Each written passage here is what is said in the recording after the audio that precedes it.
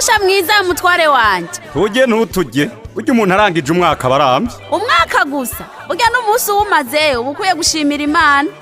Kandi ntuzewe, hari igikorane cimirije. Kirahari nyene nyakugira Imana. Reka twibukanye. Bagumye banga, bakanyera rugamba, bahumure, mbonera kure namwe nshuti z'umugambwe CNDD-FDD.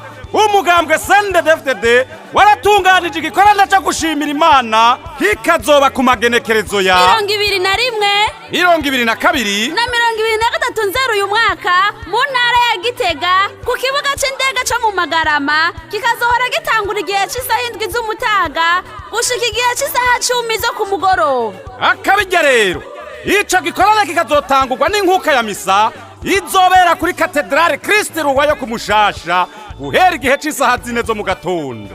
Ijambo ry'urufatiro anasenga avuga ati umushaha wanje urahimbawe kubera umukama, ndaneganega kubw'umukama, ndugurura umunwa wanje nkigamba basi banje kuko nezerewe n'urukiza rwawe. Igitabo ca mbere ca Samueli kigabane ca 2 umurongo wa mbere. Kaze dutambe dutarikira ibiganza Imana yamane natwe ibihe byose. Amen.